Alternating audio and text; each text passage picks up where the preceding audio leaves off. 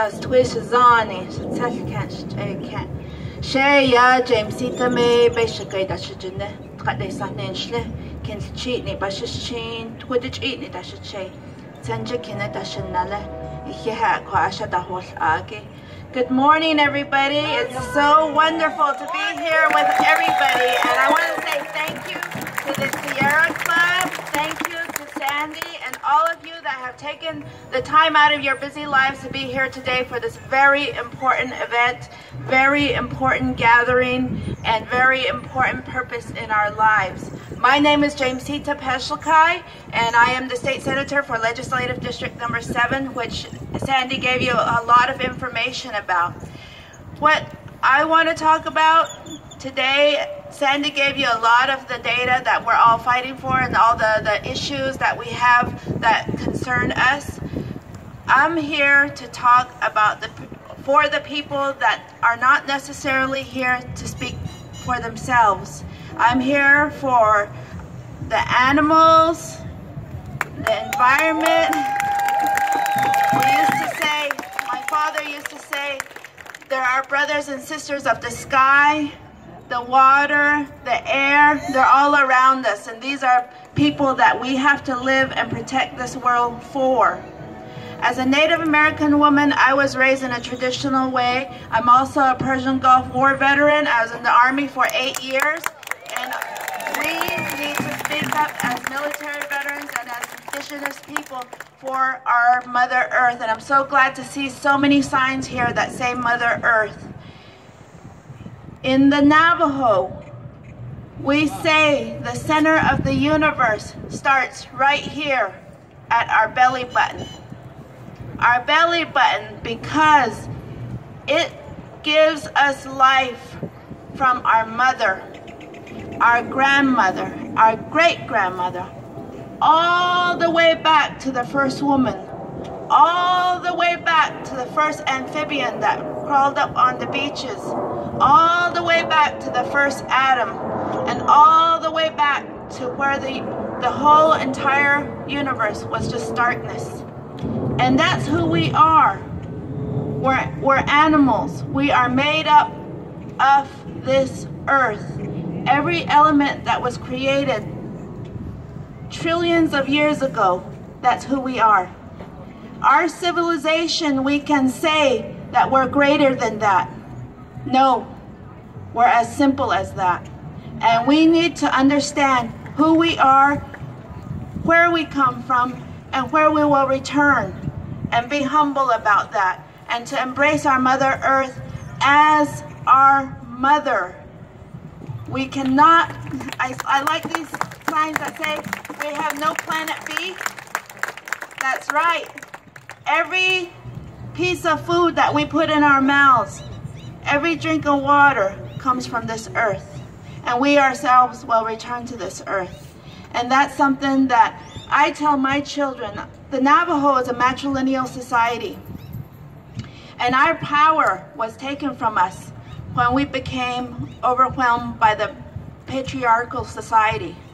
And I want to call upon my brothers and my sisters, my mothers and my grandmothers, to take back our power as women, as leaders of our family, as taking on that sacred duty that we must continue to teach our children, not just now, but all in future generations, that we have to plan for all of us.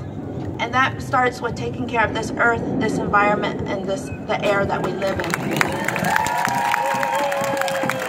I want to say thank you to the Havasupai tribe. The Havasupai tribe live down in the Grand Canyon.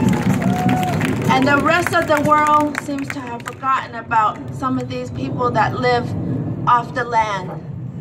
And the impact of technology and the generation of energy has impacted these people so directly. We can walk into any building and flip on a switch. We can walk into any building and turn on a water faucet. We don't question where that comes from. But that is a false reality when you think you can walk in and you have the power at the flip of your wrist. That's a false reality. Reality is water comes from somewhere. Water is finite, and water will run out. I have to start off by asking, why is it that we march today? Is it perhaps because we live in a desert biome and we know that our water resources are at risk? Is it perhaps because in Arizona the Grand Canyon is facing uranium mining? Is it perhaps because fracking and its wastewater disposal are causing daily earthquakes in places like Oklahoma? Is it perhaps because our president and our government ignore the evident facts of Earth's climate changes?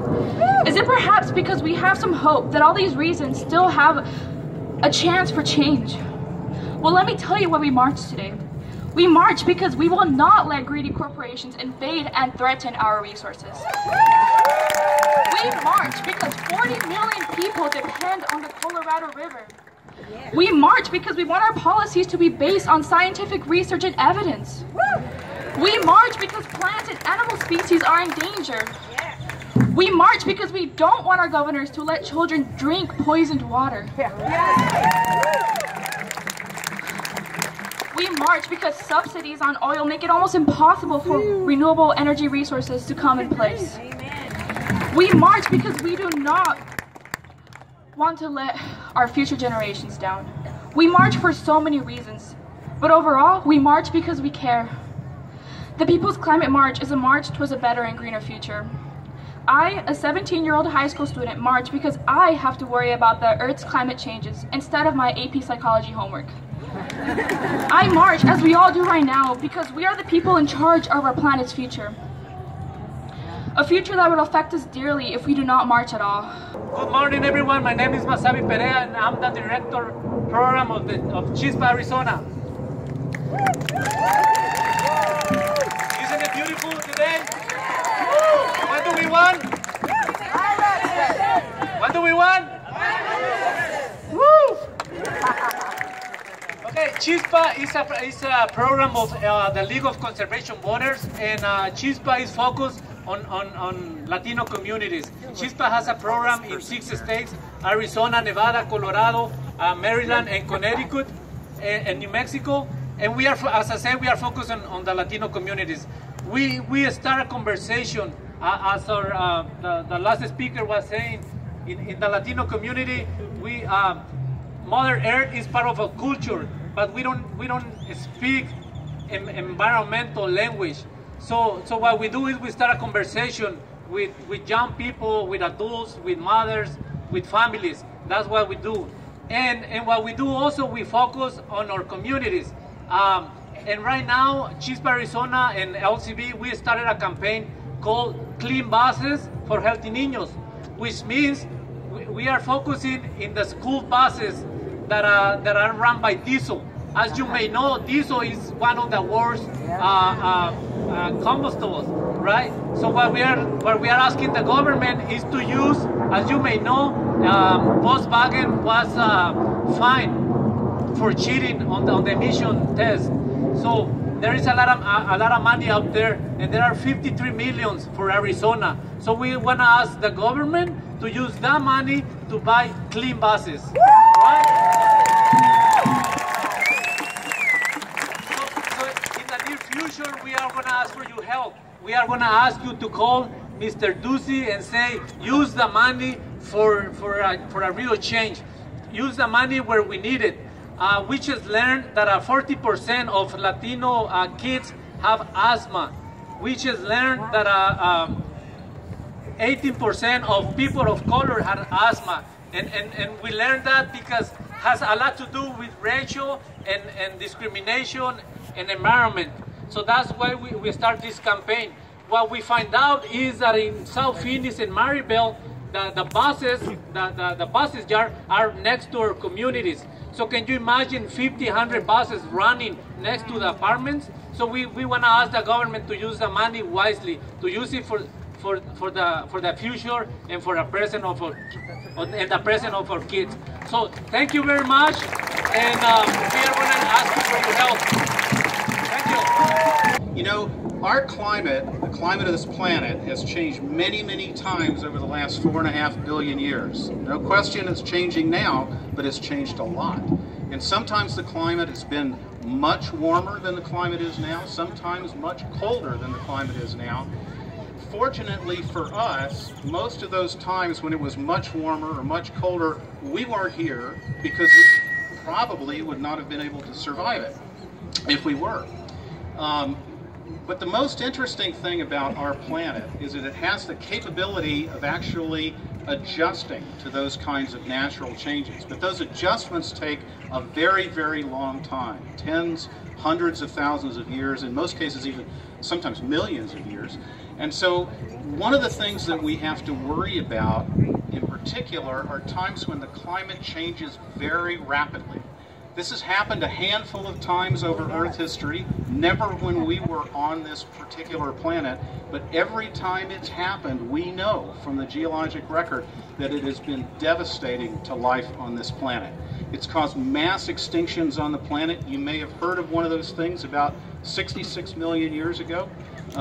Everybody has heard the story that an asteroid impacted the Earth, probably killed off all of the dinosaurs. In fact, it's a little more complicated than that. What happened was the asteroid hit the Earth, but also a number of volcanic eruptions happened at just about the same time, perhaps, probably, pure coincidence. And the net effect of that was to change our climate to the point that the dinosaurs could not survive. Okay? We are now in a situation that, as far as Earth scientists can tell you, as far as they know, climate has never changed as fast as it's changing right now. And we are largely responsible for that change. This is a fact. It's not a theory. So we're in a situation now that things are changing so quickly that it's probably not possible for Earth to adjust on its own devices, and we're going to have to help it out. Good morning, ladies and gentlemen. Welcome. Good to have you all here to join us in the fight to protect Mother Earth. That's why we are here. We are the Havasupai tribe. We live at the bottom of the Grand Canyon. We've lived there for many centuries. We are here to share the message of our struggle. Protect our waters. Protect your waters. We are very concerned about all citizens of the state of Arizona. We are concerned for every one of you because of the fact that there's international uranium mines staking uranium claims on federal land. That needs to stop. Please join us by calling your state senators, your leaders, your community elected people. Tell them to protect the Grand Canyon from mining uranium, to protect the waters of our homes. We are only 700 tribal members. We are near extinction. This needs to stop. The protection of our first indigenous people. We are here before you to say, join us. Join us to protect the Grand Canyon, which is not only our home, it's your home too. You as citizens of the United States, you as citizens of the state of Arizona need to join us to protect the waters of the Grand Canyon, of the Colorado River, because it is coming out of your faucets. It is coming down the Arizona Canal. You are going to be a part of this contamination if we don't join together and stop. We do need to educate each other.